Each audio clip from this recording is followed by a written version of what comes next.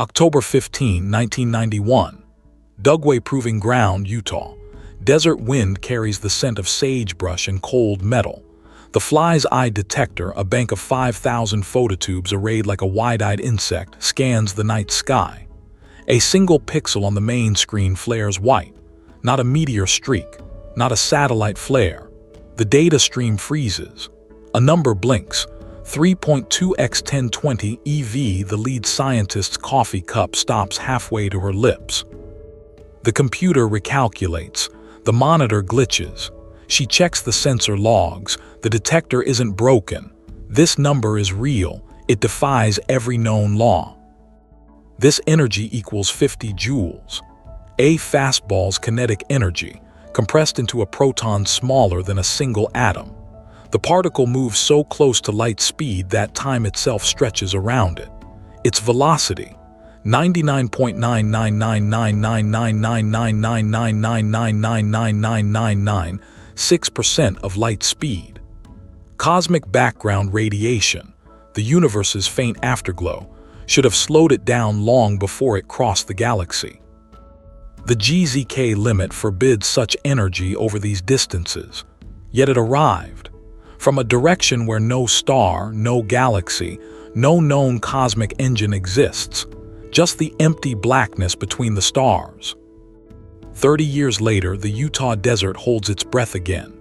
The telescope array, a new generation of detectors, records a second signal, Amaterasu, 2.4 times 10 to the 20th electron volts, same direction as the 1991 event, same vast, unremarkable void in the sky, no pulsar, no quasar, no supernova remnant, just cosmic emptiness.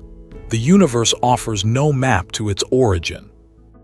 Astronomers stare at the data, their frustration mounting. Two ultra-high-energy particles, each exceeding the GZK limit, each arriving from the same direction of nothing. The math is inescapable. If these particles are protons, they should not exist this far. If they are heavier ions, the energy required is even more staggering. The source must be nearby. But the sky shows only darkness. No visible object, no signature, no clue. The detector recorded a particle. The universe recorded a question. And the question remains unanswered. The fly's eye detector hummed in Utah's October heat, its camera lenses scanning the night sky. On October 15, 1991, a single particle struck the sensor with a force no human could feel. A proton or ion packing the energy of a baseball hurtling at 100 miles per hour, all in a speck smaller than a dust mote. 50 joules. That's the kinetic energy of a fastball, delivered to a particle millions of times smaller than an atom. Its speed, 100% of light. The desert air held its breath as the detector recorded a violation. The universe had written the rules. Cosmic rays above 5 times 10 electron volts should lose energy colliding with the cosmic microwave background radiation. They couldn't travel more than 50 million light years. This particle's energy, 2 times 10^2 eV, should have faded long before reaching Earth. It had crossed billions of light years. Astronomers stared at the data, then checked their calculations again.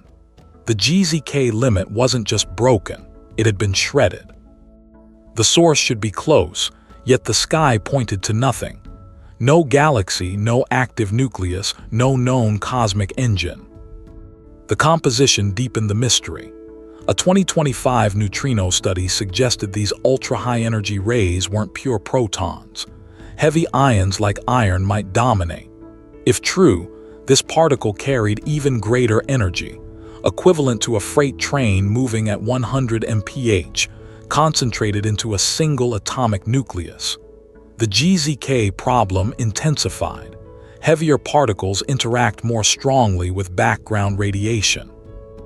Their energy loss should be faster, making the journey impossible. The universe demanded a source within 50 million light years, but the telescope array's 2021 Amaterasu event, arriving from the same void at 4 times 10^2 eV, confirmed the paradox. The same emptiness, the same violation. Astronomers trace the direction on star charts. They find only cold, dark space where a galaxy should be. The nearest possible source, like a supermassive black hole feeding at the heart of a nearby galaxy, should be visible. It is. No supernova remnants, no gamma-ray bursts, no pulsars. Just silence measured in electron volts. The detector recorded a proton. The sky recorded a question with no answer. The universe keeps its map hidden. The fly's eye detector clicked in Utah's dust on October 15, 1991. A single proton, too small for the eye to see, struck the sensor. It carried 50 joules of energy, a baseball thrown at 100 km/h. The instrument measured the particle's trajectory. It came from a point in the sky where no known source should exist. The cosmic background radiation should have drained its energy long before it reached us, yet it arrived intact. Astronomers traced its path across the night sky. They mapped the direction on charts. They searched for decades. No supermassive black hole, no supernova remnant, no gamma-ray burst, only cold, dark space. The GZK limit says such energy should decay within 50 million light-years. But the universe shows no galaxy, no quasar, no visible engine in that direction. The particle's journey defies the known laws of cosmic radiation. Then came the 2025 neutrino study. It suggested the oh my god particle might not be a proton at all. It could be an iron nucleus, heavy, dense, even more vulnerable to energy loss from background radiation. The paradox deepened. A heavier particle should have lost its energy faster. Its arrival should have been impossible. The telescope array's 2021 Amaterasu event confirmed this. Same direction, same emptiness, same impossible energy. 2 events, 1 void. No telescope has found a source. No particle accelerator in the lab can replicate this. Theories about cosmic strings or exotic physics remain untested.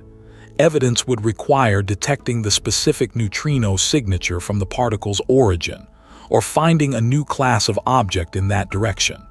Until then, the detector's record stands alone. A single point of light in the dark, demanding an answer the universe keeps hidden. What's in that empty patch?